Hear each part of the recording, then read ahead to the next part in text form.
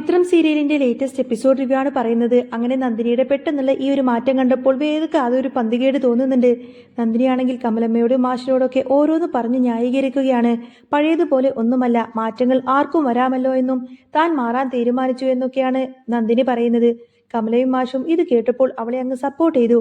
അങ്ങനെ ഒരു നല്ല തീരുമാനമാണെങ്കിൽ സന്തോഷമേ ഉള്ളൂ എന്ന് അവർ പറഞ്ഞു. പക്ഷേ വേദക്ക് മാത്രം ഇത് അങ്ങനെ അങ്ങ് വിശ്വസിക്കാൻ പറ്റിയില്ല. നന്ദിനിയുടെ മനസ്സിൽ വേറെ എന്തൊക്കെയോ കള്ളത്തരങ്ങളുണ്ടെന്നാണ് വേദ കരുതുന്നത്.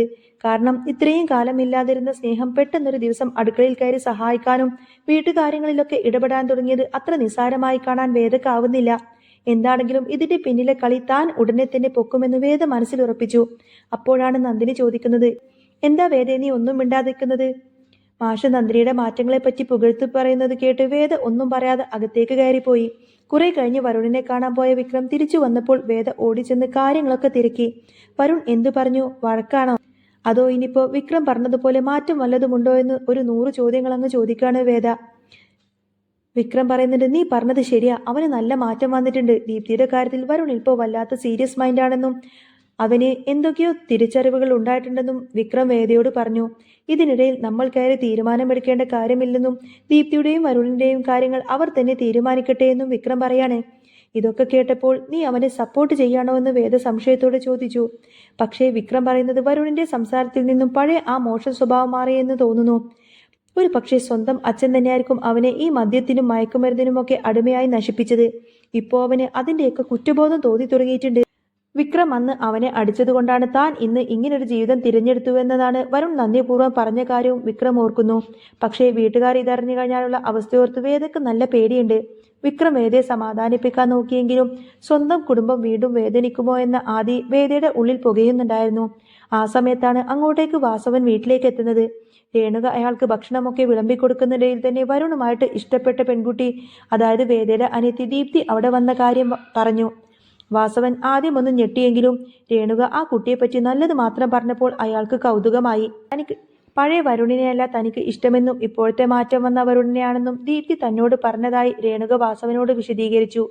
വരുണിന് ഇത്രയും നല്ലൊരു കുട്ടി വരാനില്ലെന്നും ഈ ബന്ധം നടത്തുന്നതാണ് നല്ലതെന്നും രേണുക വാസവനെ നിർബന്ധിച്ചു പറയാണ്.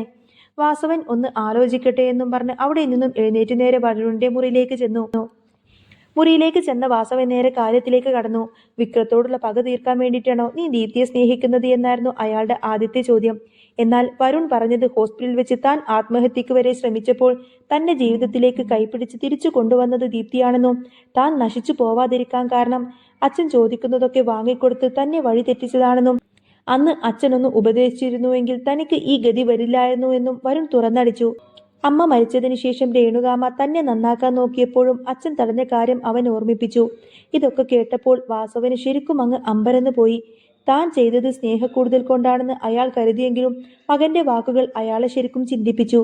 ഇനി എന്റെ ജീവിതത്തിൽ ഒരു പെണ്ണുണ്ടെങ്കിൽ അത് ദീപ്തി മാത്രമായിരിക്കും എന്ന് വരുൺ ഉറപ്പിച്ചു പറഞ്ഞു. പിറ്റേ ദിവസം കോടതിയിലേക്ക് പോവാനിറങ്ങിയ വേദയെ വിക്രം വർക്ക്ഷോപ്പിലേക്ക് പോകുന്ന വഴി ജംഗ്ഷനിൽ ഇറക്കി.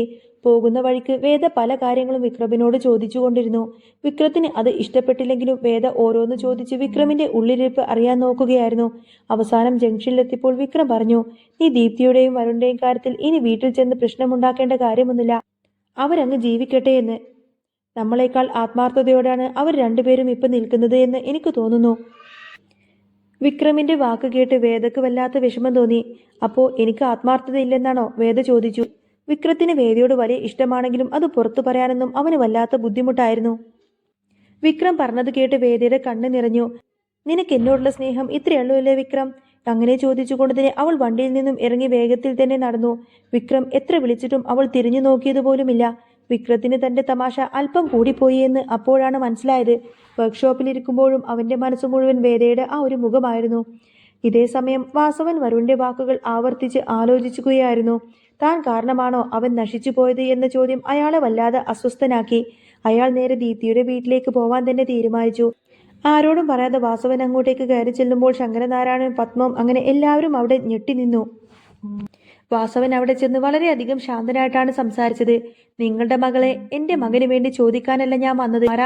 എന്റെ മകൻ ഇത്രത്തോളം മാറാൻ കാരണം അവളാണെന്നറിഞ്ഞപ്പോൾ എനിക്ക് നേരിട്ട് കാണണമെന്ന് തോന്നി. വാസവന്റെ വാക്ക് കേൾക്കുന്ന സമയത്തിന് ശങ്കരനാരായണന് ദേഷ്യം അടക്കി പിടിച്ച് നിൽക്കുമായിരുന്നു. അങ്ങനെ ദീപ്തി അങ്ങോട്ടേക്ക് വന്നപ്പോൾ വാസവൻ അവളുടെ കണ്ണുകളിലേക്ക് നോക്കി. ആ കണ്ണുകളിൽ വരുണിനോടുള്ള അടങ്ങാത്ത വിശ്വാസം അയാൾ കണ്ടു. മോളെ, വരുൺ പഴയ വരുണല്ല എന്ന് നീ വിശ്വസിക്കുന്നുണ്ടോ എന്ന അയാളുടെ ചോദ്യത്തിന് വിശ്വസിക്കുകയല്ല അച്ഛാ, എനിക്കുറപ്പാണ് എന്നായിരുന്നു ദീപ്തിയുടെ മറുപടി. എന്നാൽ ആ അച്ഛ എന്ന വിളി വാസവന്റെ ഉള്ളിലെ കടുപ്പം അങ്ങ് അലിയിച്ചു കളഞ്ഞു. ഈ കാര്യങ്ങളെല്ലാം അറിഞ്ഞുകൊണ്ട് തന്നെ വേദ അങ്ങോട്ടേക്ക് എത്തുമ്പോൾ കാണുന്ന കാഴ്ച വാസവൻ ദീപ്തിയുടെ തലയിൽ കൈവച്ചുകൊണ്ട് തന്നെ അനുഗ്രഹിക്കുന്നതാണ്. വേദയ്ക്ക് തന്റെ കണ്ണുകളെ വിശ്വസിക്കാൻ പോലും ആയില്ല. പക്ഷേ ആ ഒരു സന്തോഷത്തിനും അധികം ആയുസ് ഉണ്ടായിരുന്നില്ല. ഇതേ സമയത്തിന് നന്ദിയാണെങ്കിൽ ഫോണിൽ ആരോട് രഹസ്യമായി സംസാരിച്ചു കൊണ്ടിരിക്കുകയാണ്. വേദ അത് കേൾക്കാൻ വേണ്ടിയിട്ട് അവരെ പിന്തുടർന്നിരുന്നു. എല്ലാം പ്ലാൻ ചെയ്തതുപോലെ തന്നെ നടക്കുന്നുണ്ട്. ആ വിക്രത്തെയും വേദയെയും നമുക്ക് ഇന്ന് തന്നെ വീട്ടിൽ നിന്ന് പുകച്ചു പുറത്ത് ചാടിക്കണമെന്ന് നന്ദിനി പറയുന്നത് കേട്ട് വേദ ആകെ ഞെട്ടിത്തരിച്ചു പോയി. പിന്നീട് അങ്ങനെ വരുണിന്റെയും ദീപ്തിയുടെയും പ്രണയം വരുണിന്റെ വീട്ടുകാർ സമ്മതിച്ചെങ്കിൽ പോലും ദീപ്തിയുടെ വീട്ടുകാർക്ക് അത് ഒട്ടും തന്നെ അംഗീകരിക്കാൻ പോലും കഴിഞ്ഞിരുന്നില്ല. വാസവനെ കണ്ടുകൊണ്ട് തന്നെ ശങ്കരനാരായൺ ആ ഒരു ദേഷ്യവും വെറുപ്പൊക്കെ പ്രകടിപ്പിക്കുന്നുണ്ട്. പിന്നീട് അങ്ങനെ പവിത്രത്തിൽ നല്ല സൂപ്പർ ത്രില്ലിംഗ് എപ്പിസോഡുകളൊക്കെ തന്നെയായിട്ട് വരാൻ പോകുന്നത്. അപ്പോൾ നിങ്ങൾക്ക് ഈ ഒരു ചാനൽ ഇഷ്ടമാണെങ്കിൽ സബ്സ്ക്രൈബ് ചെയ്യാനും സപ്പോർട്ട് ചെയ്യാനും മറക്കരുത്.